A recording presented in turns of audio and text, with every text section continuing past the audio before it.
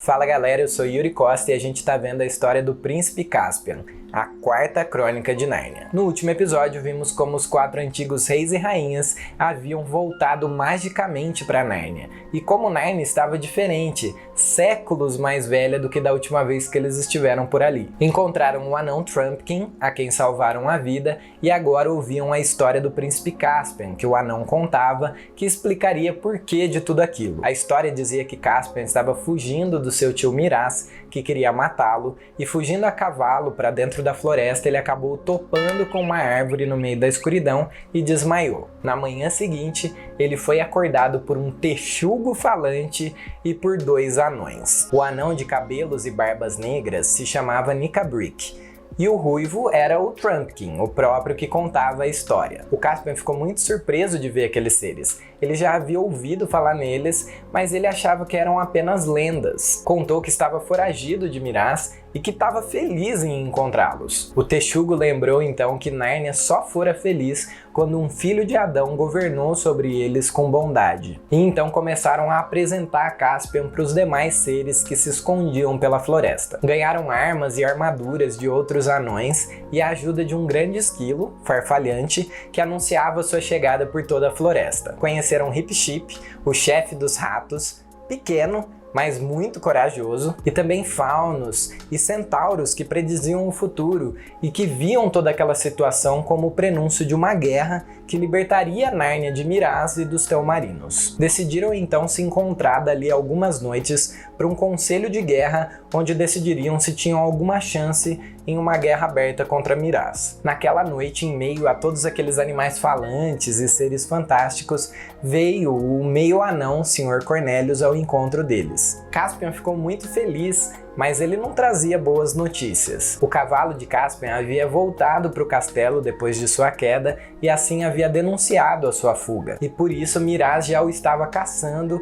e se preparando para uma guerra com o que sobrou da antiga Nárnia. Ou seja, já não era mais uma questão se haveria ou não haveria guerra, apenas onde e quando. Então resolveram ir todos até o Monte de Aslan, que eram cavernas que haviam se erguido ao longo dos anos em volta da famosa Mesa de Pedra, onde há muito tempo o próprio Aslan havia se sacrificado e ressuscitado dos mortos. Mas os rastros deles foram descobertos por Miraz e seus homens e logo estavam cercados. Todos os dias haviam batalhas e a cada dia a situação de Caspian e dos Narnianos era mais alarmante, até que se decidiu tocar a trompa que o próprio Cornelius havia trazido para receberem um auxílio mágico. Mas eles não sabiam se o próprio Aslan viria ou se seriam os reis e rainhas do passado. E também não sabiam aonde essa ajuda ia aparecer. Se ali na Mesa de Pedra, se no ermo do Lampião, onde se dizia que foi a chegada pela primeira vez dos reis e rainhas em Nárnia, ou ainda se seria na costa, no castelo em ruínas de Cair Paravel. Por isso enviaram Farfalhante, o esquilo,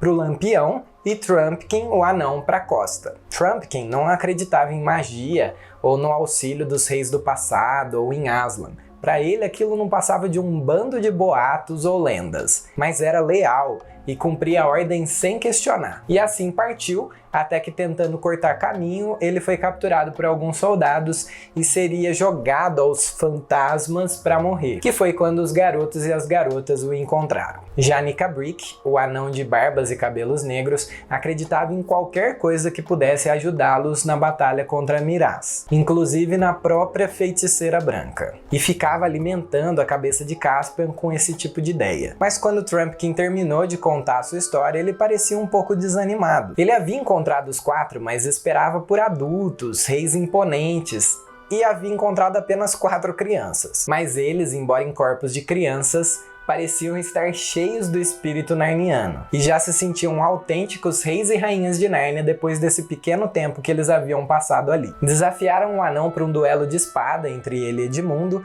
e depois para um duelo de arquearia entre ele e Susana. E claro que o anão perdeu em ambos, e ainda foi curado de um ferimento em seu ombro por Lúcia e seu frasco mágico. E então, envergonhado, admitiu que as aparências enganam e que ele havia sim encontrado todo auxílio que ele buscava. Foi então que decidiram voltar até a Mesa de Pedra juntos, mas por um outro caminho que eles faziam quando eram reis e rainhas em Nárnia. No entanto, tudo estava tão diferente que eles acabaram se perdendo. No caminho encontraram um urso, mas era selvagem, como a maioria dos animais atualmente. Incapaz de falar ou pensar, ele só agia por instinto e o Trumpkin o acertou com uma flecha antes que ele os atacasse. Levaram um pouco da sua carne e seguiram para onde deveria correr um afluente do grande rio, mas deram com um enorme precipício e um rio que corria lá no fundo. Acharam que estavam no lugar errado, mas o Trumpkin os lembrou que aquele poderia ser muito bem o tal afluente que corria séculos atrás. Apenas havia mudado o relevo à sua volta depois de todo aquele tempo. Concordaram e já tinham um plano de seguir lá por baixo